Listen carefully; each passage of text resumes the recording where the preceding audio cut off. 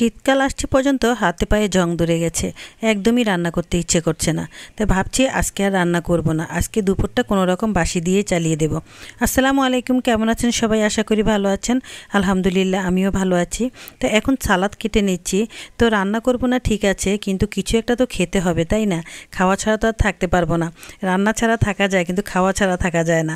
তো এটাই হচ্ছে কথা। তো যাই হোক, এখন সালাদটা কেটে নিচ্ছি। ফ্রিজে আগের দিনের খিচুড়ি ছিল, তো খিচুড়িগুলো নামিয়ে নেব আর গরম করে নিব।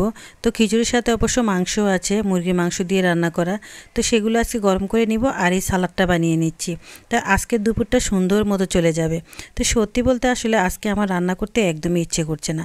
মাঝে মাঝে আমার এরকম হয় যে আমার রান্না করতে একদম ভালো লাগে না, মন চায় সারাক্ষণ শুয়ে বয়ে কাটাই। আবার মাঝে মাঝে এমনও হয় যে ঘরে সব কাজ করতে ভালো লাগে, শুধু রান্নাটা করতে ভালো লাগে না।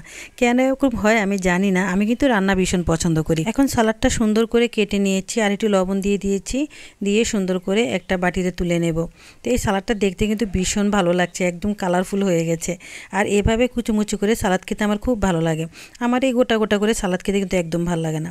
আর এদিকে আমি খিচুড়িটাও গরম করে ফেলেছি। এই যে খিচুড়ির সাথে অনেক মাংস আছে। তা আজকে আমার বাচ্চাদের কোনো অসুবিধাই হবে না, কারণ ওরা খিচুড়ি খেতে অনেক পছন্দ করে। আজকে কিন্তু আকাশটা অনেক মেঘলা করে আছে। আচ্ছা, আপনাদেরকে কি এমন হয় যে যখন আকাশটা মেঘলা হয়ে থাকে, মানে ওয়েদারটা খুবই মানে একটু ঠান্ডা ঠান্ডা থাকে, তখন আমার মনটা মেজাজটাও না ওরকমই থাকে।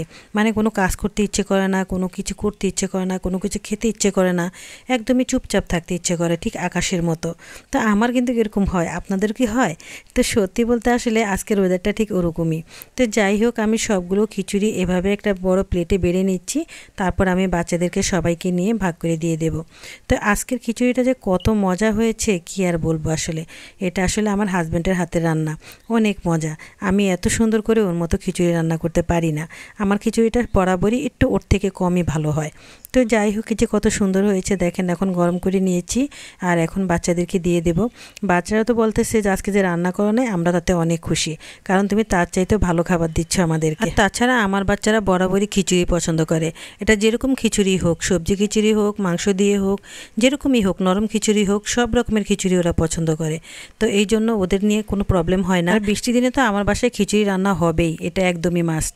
তো যাই হোক, এখন বেড়ে দিচ্ছি ওদেরকে। বেড়ে দিয়ে আবার একটু ছালা তো সাথে দিয়ে দিচ্ছি। বলেছি আচার নেওয়ার জন্য, কিন্তু আচার কেউই নেবে না। আজকে ওদের আচার খেতে ইচ্ছে করছে না। আর আমার আবার খিচুড়ির সাথে আচার খেতে ভীষণ ভালো লাগে। তা আমিও আজকে খাবো না, যেহেতু সালাদ আছে, সালাদ দিয়েই খাবো।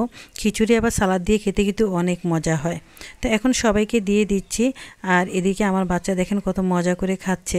ওদের আসলে এই খাবারটা অনেক পছন্দ। আর বিশেষ করে ওর বাবার হাতের রান্না, তো এই জন্য আরও বেশি পছন্দ। আমার চাইতে খিচুড়ি রান্নাটা ওর বাবা খুব ভালো পারে, তাই ওর বাবার হাতে খিচুড়ি রান্না হলে ওদের তো আর খুশির কোনো সীমা থাকে না। এখন হয়তো আরাম করে খাচ্ছি, কিন্তু রাতের বেলা আবার আরেক সমস্যা, কারণ রাতে রান্না করতে হবে। তো রাতের রান্নাটা কিন্তু আমার একদমই পছন্দ না, বিশেষ করে গরমকালে। এখন শীত আসছে পর্যন্ত রাতে রান্না করতেও আমার ভালো লাগে। তো যাই হোক, আমি রাতের বেলা কিছু একটা করে নেব। আর ওর বাবা তো রাতের বেলা ভাত খাবে, তাই রাতের বেলা ভাতই রান্না করতে হবে। আবার ওর বাবা তেমন একটা খিচুড়ি খেতে চায় না। তো যাই হোক, এখন আমি দিয়ে দিচ্ছি সবাইকে, একটু একটু করে দিয়ে দিলাম। আর সবাই মন ভরে খিচুড়ি খেয়ে নিয়েছে আজকে। তা আর খিচুড়িটা যে ভীষণ ভালো হয়েছে সেটা দেখলেই বোঝা যায়। তো এখন বিকেলবেলা, তো বিকেলবেলা কমলাগুলো রাখতে রাখতে আপনাদের সাথে দুইটা কথা বলি। তো আপনারা সবাই আমাকে অনেক ভালোবাসেন, অনেক ভালোবাসা দেন। তো এই ভালোবাসা দিয়ে যদি ভিডিওগুলো দেখে যদি একটু কমেন্ট না করেন, যদি একটু আমাকে একটা লাইক না দেন, তাহলে আমি কিভাবে আপনাদের কাছে পৌঁছাবো বলেন? আমারও তো আপনাদের কাছে পৌঁছাতে ইচ্ছে করে। তো যাই হোক, ভিডিওটা যদি ভালো লাগে অবশ্যই লাইক শেয়ার করে দিবেন, আর অবশ্যই একটা কমেন্ট করে বলবেন। আল্লাহ হাফেজ।